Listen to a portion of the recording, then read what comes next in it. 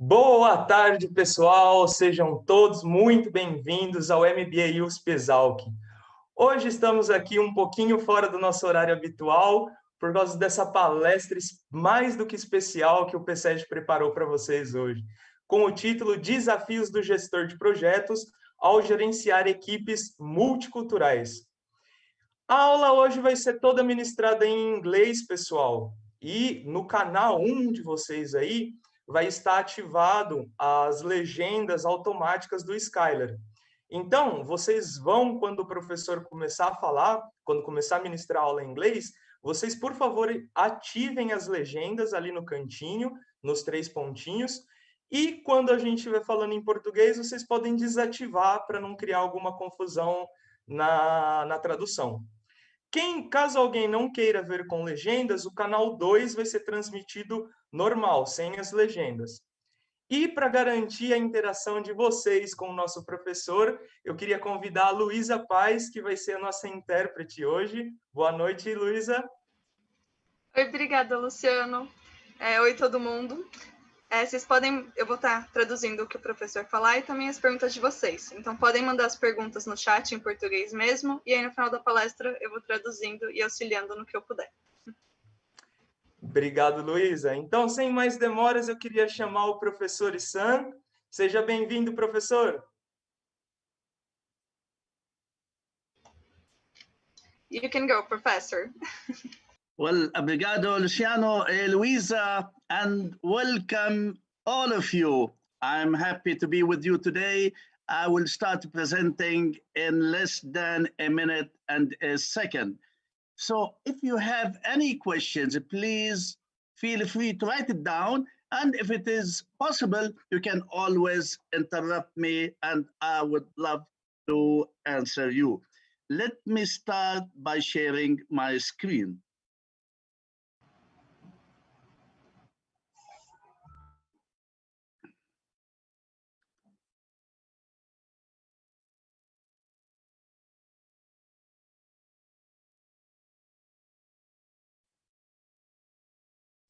Well, I was asked to present on the project management challenges for people like yourself. I hope that you all will be project managers or managers in the future if you are not a manager yet. So basically, what are the challenges that the project managers face when they have a multicultural teams? You know what? Let me start by saying that regardless of the culture, what are the major aspects of project management and what project manager does usually, regardless? You know, number one, a project manager needs to develop the big picture.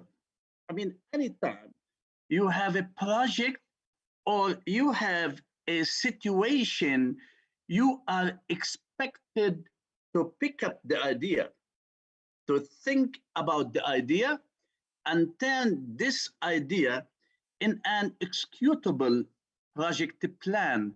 How this idea will look in the future and how we are going to do it step by step, and who is going to do what and by when. Number two, we need to organize the project tasks. It is so important to decide what we need to do and who is going to do it. Who is going to be after who and who is going to work with who. So this is the organization's part. Very important, you need to choose your team. You cannot do everything by yourself. You need to choose what I call it complementary team. If my project involves different things, different certifications, and different parts, I want to ensure that I have all the right people on my team in order for me to be able to perform the big idea. Number three, I need to engage all stakeholders. What I mean by stakeholders, everyone who will be affected by this project, the client, and also my own people, my management, anyone who has a direct relationship with the project or indirect relationship with the project. For example, who has an indirect relationship with the project? My finance department. They need to make sure that we are getting paid. They need to help me with the budget. And very importantly, our procurement or purchasing people, they need to buy any tool, any part, or any product that we need. Very importantly, we need to manage the money. I have a budget and I need to spend it on the project. So a project manager must manage the budget and the money.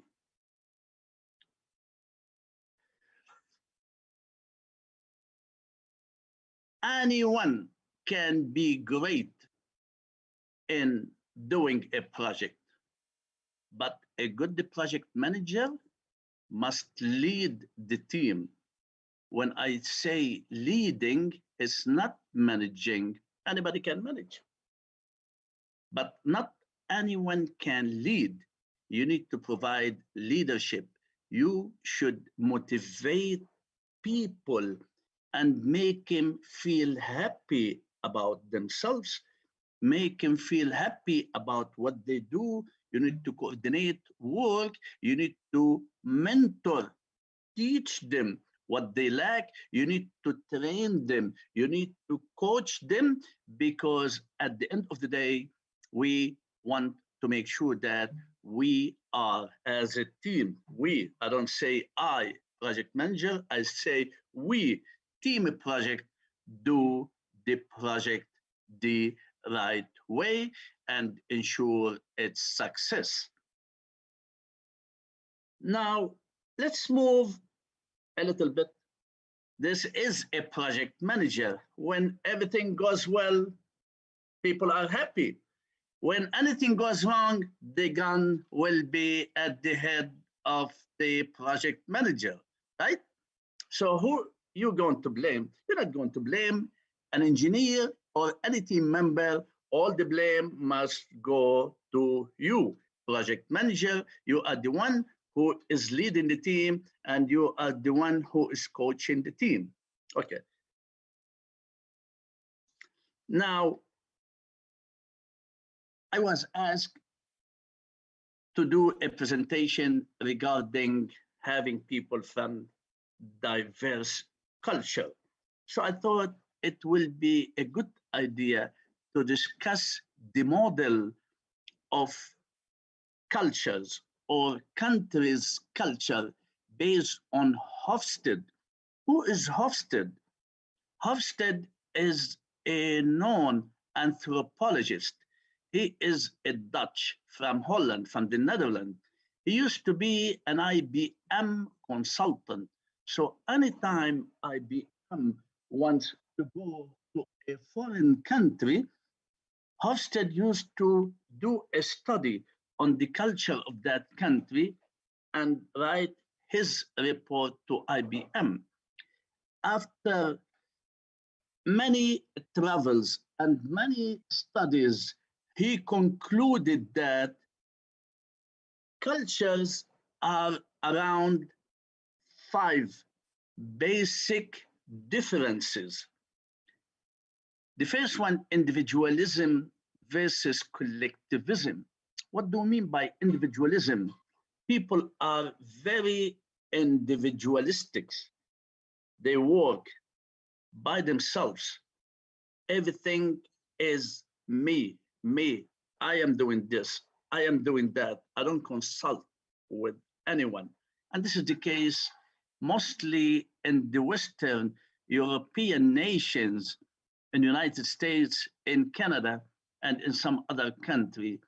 We live an individualistic life as opposed to collectivism.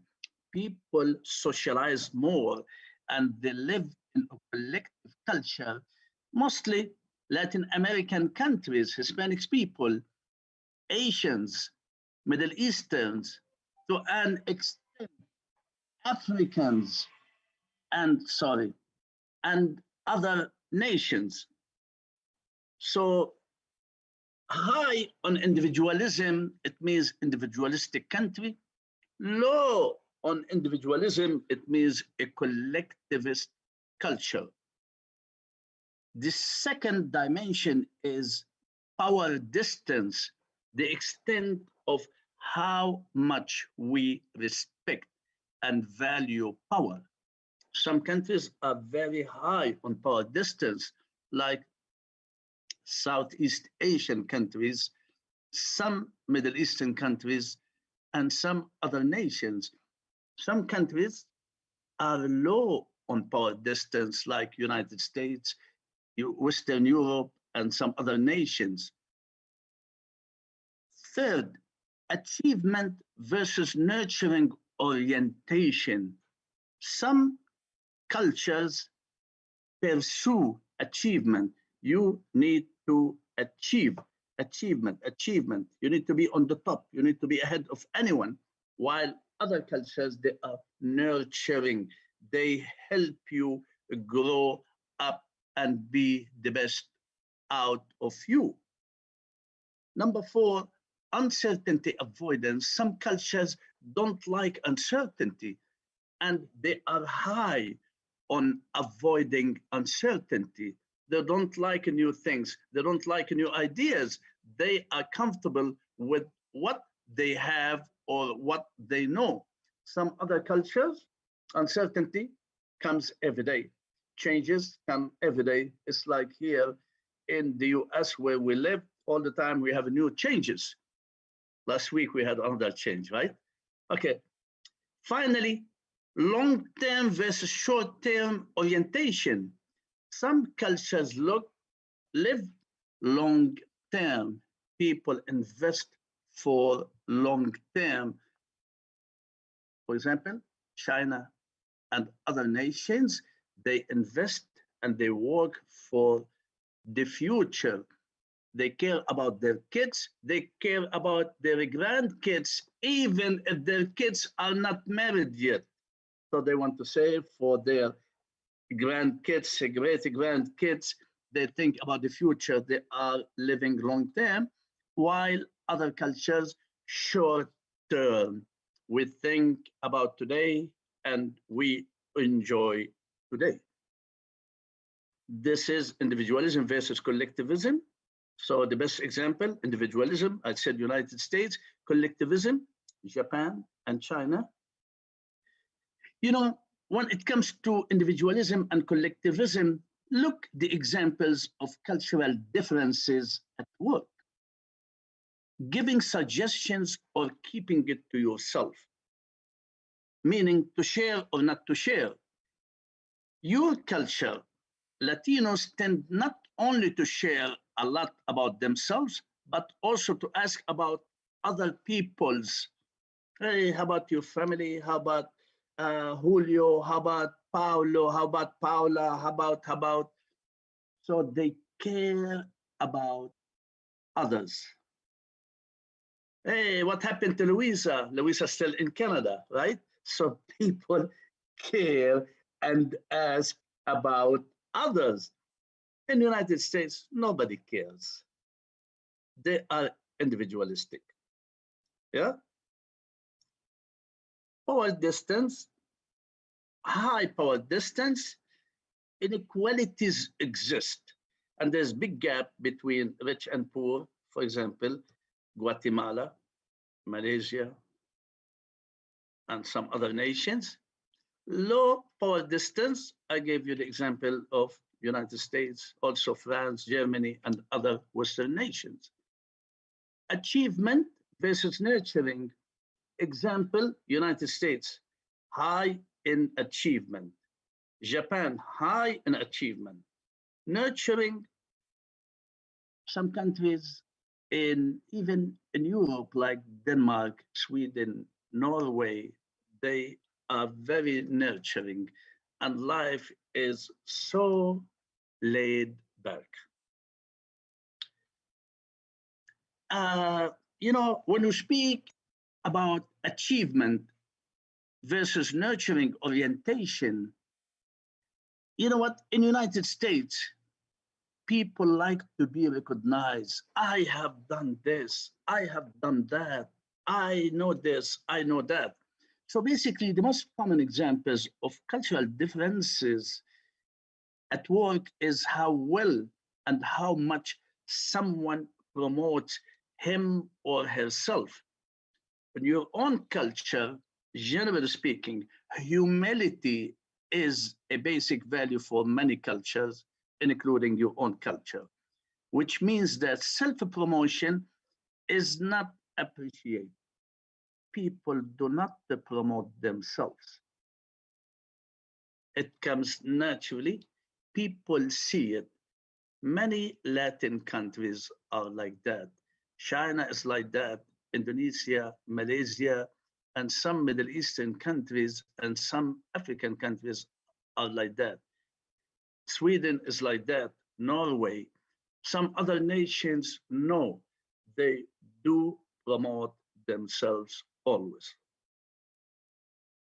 So basically, this is something we need to learn. If we have people from different cultures, if they are not promoting themselves, that doesn't mean that they don't know, they don't have the skills, they don't have the abilities, but they are very humble.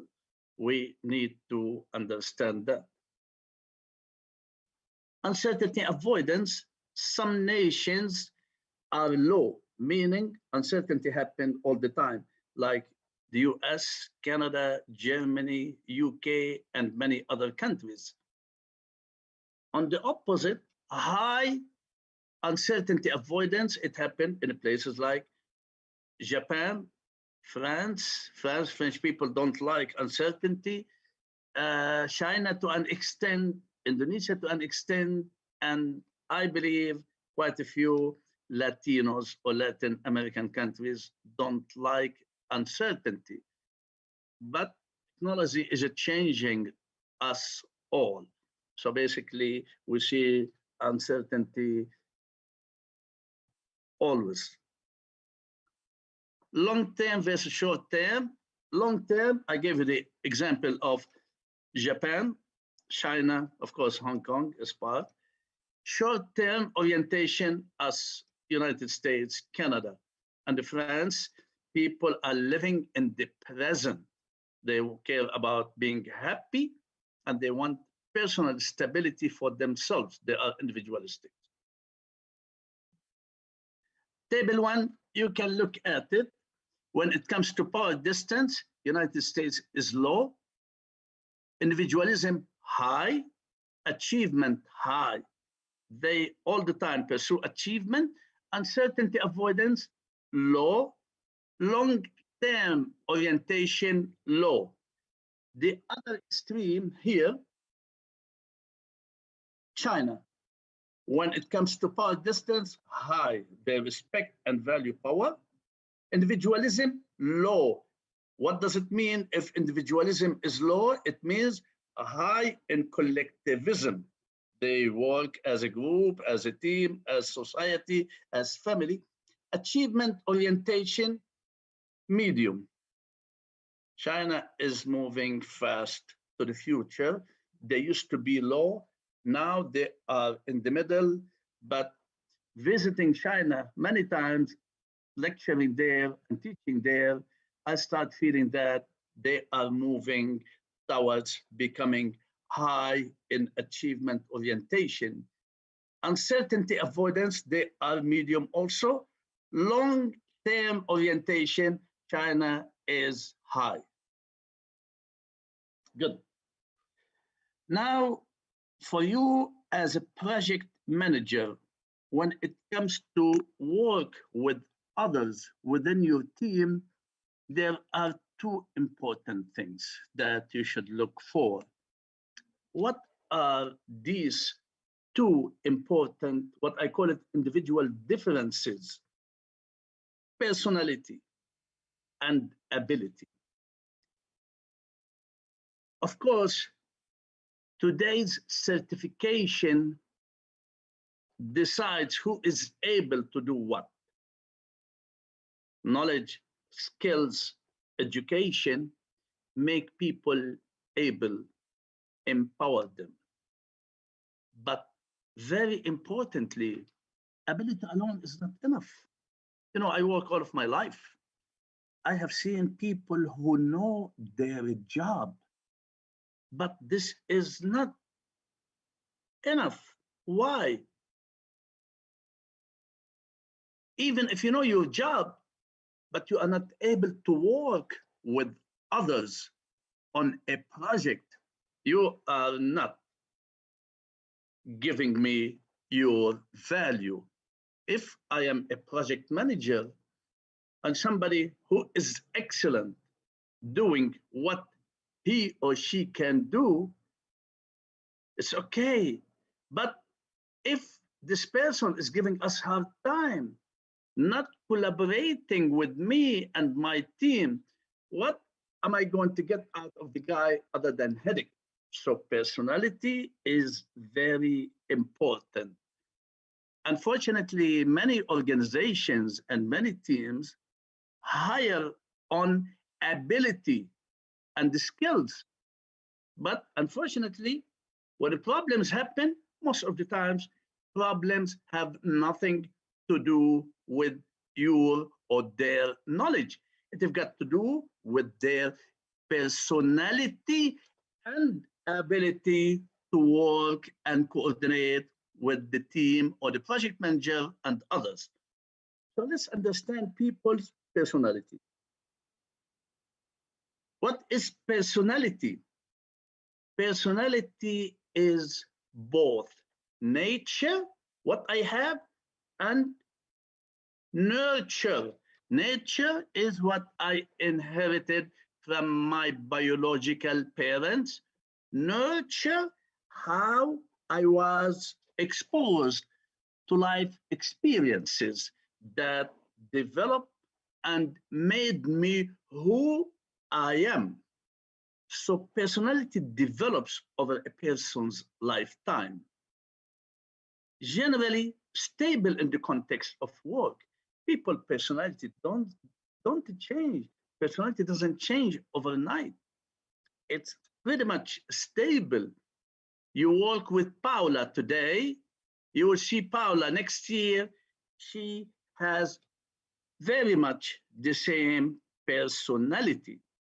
Personality can influence career choice, job satisfaction, stress, leadership, and even performance. What I mean by that, if someone has fun personality, he or she likes to work in a fun place. I like to smile, I like to be happy. I will be great to work in places. For example, to work at Disneyland, right? If you are fun, you want to have fun with people, Disney loves to have you. So it will influence my career choice and job satisfaction. Some people, because of their personality, they are so happy with their job. Any little thing does not bother them. Some people with difficult personality and tendency to perceive everything in a negative way, any minor things happen at work, it becomes a disaster for her or for him. And when things like that happen, he or she tends to be more stressful. And some other people look, it's little thing, but this person gets stressed out quickly. Anything goes out of the norm, this person gets stressed out. Also, it influences leadership. People who've got a stable, secure personality, they will be able to provide leadership. And also, people who've got a good, mature personality, they will usually perform better. And at times they see a problem, they will find a quick solution and move forward. It is so important to share with you the Big Five model of personality. Does not matter what people think, personality evolves around 5 big dimensions. The first one is extraversion. What do you mean by extraversion? This is from extrovert, somebody who is social, open, can create network quickly, can be friendly and social with others. Some people cannot do that.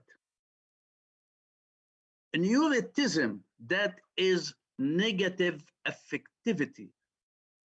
Some people see things in a negative way, and in little things will upset them. All of that varies from low to high. Thirdly, agreeableness, the extent of how much people agree with others. Some people are high on agreeableness. They can quickly agree on things. Some people low on agreeableness. Anything they like to argue and they like to dispute. Openness to experience, the extent to how much a person or a team member is open to new idea. Hey, instead of doing this, let's do that. Some people are very open. Some people, no, it does not work. It's impossible. Why is impossible? Oh, many people told me. Who told you? Oh, many people. They have no logic. They are low on openness to experience. And finally, consciousness. What does it mean? Consciousness, it means I like to do things right from the get-go. I am not going to hide mistake or anything under the rug. And consciousness varies also from low to high. As I have said, everything varies from low to high. And of course, there are people in the middle. So consciousness, extraversion, neuroticism, agreeableness, and openness to experience. We have discussed that. Some people are extrovert, and the opposite of extrovert is introvert. Those people who are timid, they are not social. That doesn't mean they are not good people at all. But it depends on who can fit in the project. Neuroticism also varies from high to low. Agreeableness, high to low. Consciousness, high to low. Openness to experience, also high to low. But good. You know what? If you have a good team working together, what you're going to get, if you have good people that you pick yourself, you're going to have what I call it process gains. First, we need to understand something, that usually every team has a potential performance. This is the potential performance, meaning that it is the highest level of performance a group is capable of doing. That will result from process gains, meaning we have the skills, we have the abilities, we have the nice personality, people who are working together. If we don't have that, we will have process losses. This is when people are not able to work together and they have some motivational problems. Now, when it comes to you actually perform the project, this is actual group performance, it will be your potential performance minus the process losses, meaning other problems within the team. So every team or project manager will always look for the team members who complement his or her team in education and the skills, and very importantly, personality. Now, speaking of personality, to make sure that my presentation covers every part of personality, I would like to share with you the Myers-Briggs Type Indicator, MBIT. This is very interesting for you to understand and to learn. You know, people are behaviorally unique. You guys, you know, you've been dealing with people, you have friends and you have family, right? And you work with others. Some people are aggressive. Some people are passive. Some people work well together. Some people don't. Some people are curious. Some people are not. So basically, what happened, Catherine Briggs created what we call it the Myers-Briggs indicator, that is the psychological testing. We have 4 categories in the MBIT. This is very simple. Just pay a little attention. It's very simple. When it comes to interaction with others, people are either introverted, meaning they are timid, shy, not social, versus extroverted, what we have discussed a few minutes ago, meaning social, open, they can easily create a network. So interaction with others, it can't be an introverted I or an extroverted E. How people get information, acquired information, sensing S or intuitive N. What do you mean by that? Sensing types work steadily, step by step. 1, 2, 3, 4, 5, 6. They are results oriented. N meaning intuitive type, they dislike routine. They enjoy new skills, challenges, creativity. They like to use their imaginations. Sometimes they are unrealistic, but they are all great people. So we have first, interaction with others. Second, acquiring information. Thirdly, how people make decisions. Some people think, some people feel. Thinking meaning T, feeling meaning F. T types excel at putting things in logical order. They think, they use their mind. F types like harmony and respond to individuals' values and feelings. They are very humanistic in the way they do things. Finally, evaluating information. How we evaluate our information? Some people are judging, J. Some people are perceiving, P. Judging means like to get things done and work with a plan. They are organized, settled, but can be closed-minded and inflexible. That's it. No. That's it. That's it. Sometimes they could be inflexible. The other type is perceiving. They adapt well to change. They are open-minded, curious, flexible, and easygoing. Now, if you put it together, we're going to have four, as I have said, four dominant types. INFJ.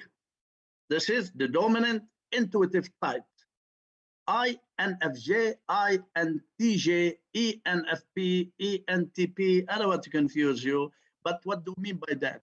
INFJ, introverted, intuitive, feeling, and the judging.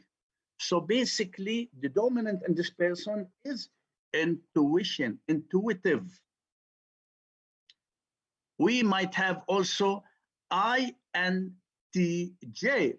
introverted, intuitive, thinking, and the judging. ENFP, extroverted, intuitive, feeling, and perceiving. Or ENTP, extroverted, intuitive, thinking, and perceiving. So if you see that the dominant here is intuitive, right? Here, the dominant is sensing. So we have ISFJ, ISTJ, ESFP, ESTP, introverted, sensing, feeling, and the judging. So any of these combinations, all introverted, sensing, thinking, and the judging, or extroverted, but also sensing, feeling, and perceiving, or extroverted, sensing, thinking, and perceiving. Third one is the dominant is thinking. Those people think and they go through one step. They have a plan. So they could be introverted, thinking and perceiving, introverted, intuitive, thinking and perceiving, or extroverted, thinking, sensing, thinking and judging, or extroverted, intuitive, thinking and judging. So basically thinking. Here, the dominant is feeling, and again, it will have all the component of the personality, and the common factor here is sensing. Okay, I'm sorry.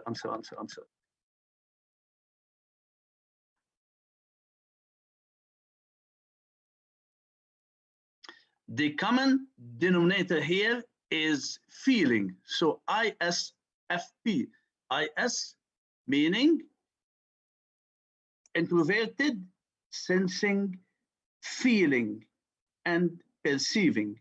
Or INFP, ESFJ, ENFJ. So everything is about feeling. Now, you are the team manager. Who is your favorite team member? It is up to you, and it is up to the combination of the people who work with you, and to whatever you feel that my project needs this type of personality. So this is the overall picture, but I want you to think that personality is super important when you pick your team member. And also, if you have this person from a different culture, do not judge quickly. What you do in this culture is completely different than what others do and behave in a different culture.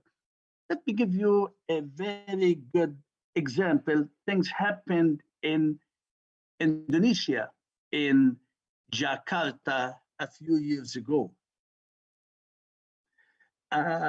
One of the largest oil company in the world is Shell. Shell is out of the Netherlands, right?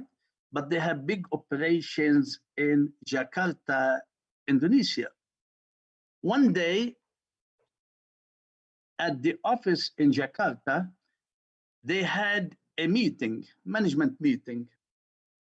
So a poor manager by the name of Hassan, he got out of the conference room looking for a couple of chairs because they need more chairs in the conference room. There's more people than they had chairs. So he grabbed 2 chairs to the conference room.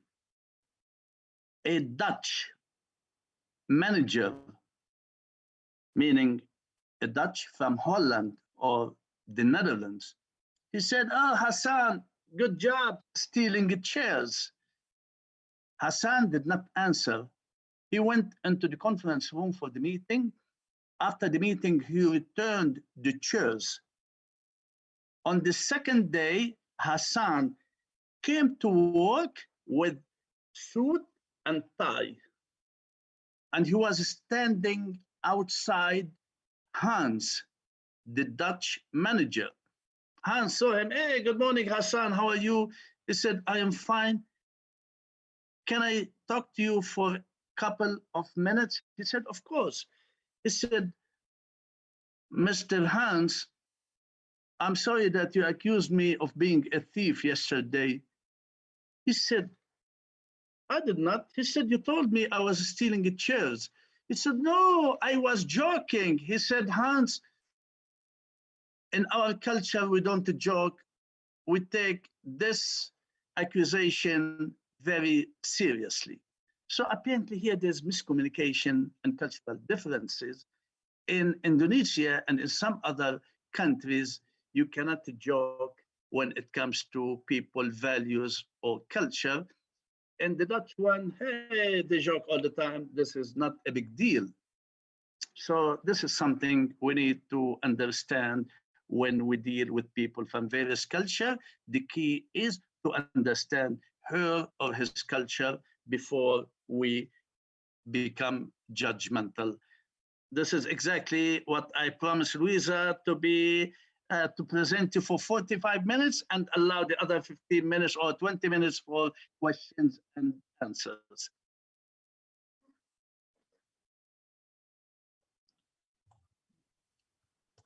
Obrigado, professor. A gente tem algumas perguntinhas aqui.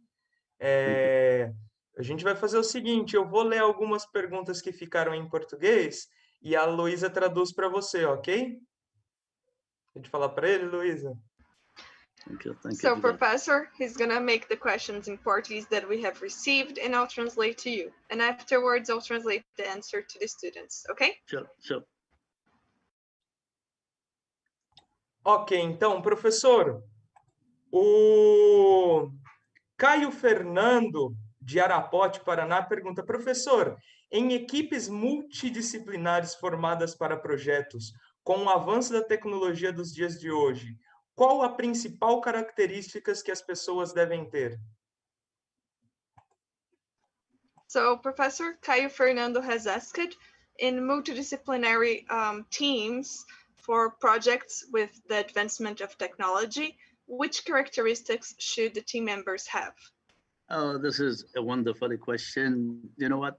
Before I went into full-time teaching, as a matter of fact, also in education, we use teams all times. In multidisciplinary team, we should look for complementary skills. What complement me? For example, if I'm good in finance, I need someone who is good in logistics. I need someone who is good in, for example, in information technology. I want to have someone who complement my team in other discipline that is needed in this team. So we must have complementary, everyone complement the other instead of having one color of a team, then later on, we don't know how to do the whole project. But this is one. Very importantly, I want also to have what I call it complementary personality.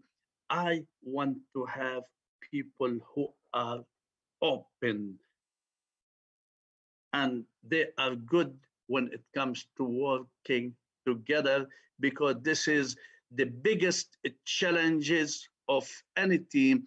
I have a project and final projects in all of my courses, and what I have found out that the most difficult things for people to provide an outstanding project is not their knowledge, but the ability to work together, right? To look for the personality that fits each other.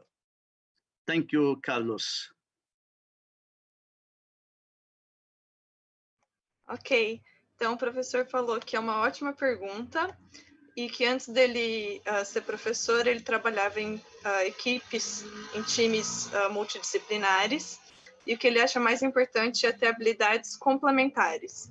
Então, se você é bom em finanças, você precisa ter alguém que é bom em informação da tecnologia ou em alguma outra área que complemente as suas próprias habilidades. Mais importante, quando ele vê nos trabalhos finais de aulas que ele dá ou trabalhos anteriores a ele vê que o mais importante do que ter o conhecimento é ter essas habilidades complementares e abertura a novas experiências para que todo mundo possa trabalhar em equipe. Que a parte mais difícil para um trabalho excelente é saber trabalhar em equipe. É importante ter um perfil variado dentro da equipe, as habilidades complementares, para não ter um perfil só dentro do grupo e uma habilidade só.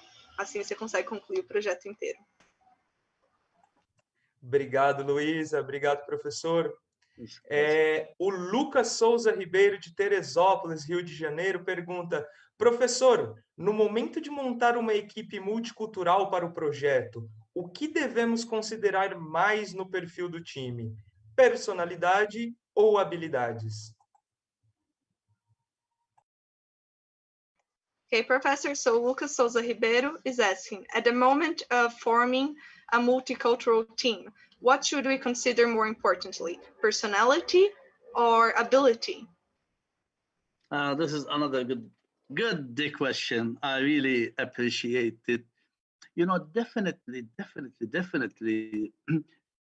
we take it for granted that we want people first to be able to have skills, to have ability, and if certifications are required, we want to make sure that they have the right certification for the project. All the projects require certain technical expertise and certification. So ability is taking or having it is for granted. But the icing on the cake, or equally important, is also personality, to have the right personality. As I have said before, ability alone is not enough. You need to have the personality to work with the team. But here, I am going to add also, personality alone is not enough. I also need to have the ability to do the project. Bom, o professor falou que é uma ótima pergunta, ele gosta muito dela também, e que a gente, quando você está em um emprego, a habilidade é importante, normalmente tem certificações que são exigidas, e só que a habilidade somente, as certificações somente, não é o suficiente. Cereja no topo do bolo, a personalidade. Então, ele vai falar que tanto a habilidade quanto a personalidade são igualmente importantes, você precisa ter os dois. Só um não é o suficiente, precisa ter o complemento. Com certeza. Obrigado, Luísa. Obrigado, professor. Temos mais uma aqui, professor. Um segundo aqui. O Noberto pergunta: professor, como o líder pode lidar com pessoas que têm um perfil diferente do dele? Exemplo, líder pragmático e voltado ao resultado, para a equipe mais voltada ao acolhimento das pessoas. So, Professor, one more question. How can a leader manage team members that are opposite personality as they are. So for example, a pragmatic leader that's very goal-oriented with a team member that's more nurturing and focused on relationships and such. This is another excellent question. And I love questions about leadership because this is one of my passion and I always lecture on leadership too. You know what? There's many different various leadership dimensions. I mean, you mentioned pragmatic. We have also charismatic, and we have what I like and I love the transformational leadership. The leaders who are able to transform their people and their teams, meaning that you need to have the ability to nurture your team members, the ability to put them together, to mentor them, to coach them, and also to eliminate, I don't want to say to eliminate, but to minimize conflict. So basically, they have various personalities, and I inherited this team member with the various personalities or the personalities that they are far away.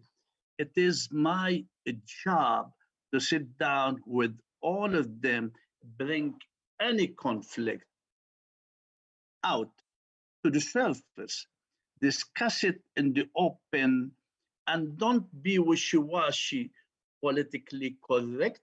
Yes, you need to be a little diplomatic, but you need to address any issues and you need to be firm to, in order for you to resolve these issues. If someone is doing something that is against the team, you need to be open, talk to her or to him. So basically bring out to the service these challenges and take a firm stand. But a key is you need to nurture your team and you need to motivate them and let them know it is about all of us and it's not about one person or two people. Address it immediately. Don't wait. Problems don't resolve itself by itself. You need to address it ASAP. Little issue today, if you don't address it, becomes a big problem tomorrow. Issues will not go away. So address it, address it, address it, and bring people together. Look for what connect them together and not what divert them together. But you are the judge and you are the leader. Be transformational. Ok, o professor explicou que liderança é um dos tópicos que ele tem paixão, que ele gosta muito do tema, e tem muitos perfis diferentes, como deu o exemplo do pragmático na pergunta, também tem o carismático, e o que ele mais gosta, que é o transformativo. São líderes que são capazes de transformar a equipe e os membros da equipe. Quando você é um líder, você precisa ter a capacidade de gerir a sua equipe, orientar, guiar ela e minimizar os conflitos. Então, basicamente, se você tem uma personalidade, você herdou uma equipe com personalidades muito diferentes da sua, ou até personalidades diferentes entre si, o que você precisa fazer é ter comunicação e sentar com todos e ouvir a todos e falar abertamente sobre os conflitos ou potenciais conflitos. Você precisa ser objetivo, você precisa manter a sua posição, mas ao mesmo tempo estar aberto às críticas e opiniões de todo mundo para poder gerir. E não esperar, não adiar, os problemas não se resolvem sozinhos, então você precisa fazer isso o mais rápido possível, da forma mais aberta, mais clara e mais direta possível. E sempre procurar o que as pessoas da equipe, você e as pessoas da equipe, têm em comum, não as diferenças entre os membros da equipe.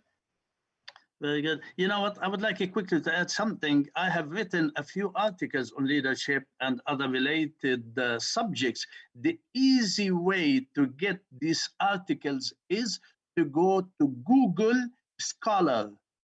I think this is free and anyone can go to Google Scholar. I don't want to give you it's available on ProQuest, on ABNI, on ResearchGate, but the easy, go to Google Scholar and put my name and you will see my articles, download it free. O professor também indicou para quem quiser saber mais sobre o assunto, indicou para todos para ir no Google Scholar. Tem outros sites também, mas em particular o Google Scholar, que é de graça, e colocar o nome dele e achar os livros dele sobre o assunto. Então você pode ir lá no Google e baixar só Google Scholar e o nome do professor. Muito obrigado, Luísa. Muito obrigado, professor. Foi excelente a palestra e as perguntas. E, Luísa, eu queria que você perguntasse ao professor se ele tem algum recado para deixar para a nossa turma. Okay, so Professor, do you have any final messages for our class? Anything you'd like to add? Well, my final message is I am so happy to be with you. And you know what? The audience, you, the participants, just being here tonight, it says a lot about you. It tells me that you want to advance your career, you want to advance your knowledge, and you care about what you do, and you care about your own organization. I wish you all the best, and I hope I will meet many of you, or not all of you, when I come to Brazil. I promise the people, my friends from Brazil, that I will come one of these days soon. As a matter of fact, I was supposed to come in August if it wasn't for COVID-19. I hope I will come and I meet you in person. May God bless you all, and I'm always happy to be with you. I'm also available on LinkedIn. You can look at me on LinkedIn, and again, love to see all of you. If you have any message to me, any question, I am willing. Então, o professor disse que está muito feliz de estar aqui e que só dos participantes já estarem aqui já fala muito sobre cada um de vocês, que vocês se preocupam em aprimorar o conhecimento, avançar nas carreiras de vocês, se preocupam com o seu trabalho, a empresa onde vocês trabalham, e que ele deseja o melhor para todos e espera conhecer todos ou quase todos quando ele vier para o Brasil. Era para ele ter vindo em agosto, mas coronavírus não deixou ele vir, mas ele deseja a todos o melhor e vocês podem encontrar ele no LinkedIn. E se vocês mandarem mensagens, ele diz que ele vai ficar muito feliz em responder e, mais uma vez, desejou o melhor a todos. Muito obrigado, Luísa. Muito obrigado, professor. Então é isso, pessoal. Obrigado pela participação de todos vocês aqui. Agora eu desejo para vocês uma excelente aula, que está todo mundo para começar. E nos encontramos na próxima. Abraço, pessoal. Obrigado, Luísa and Luciano. Obrigado, everybody. Happy to be with you.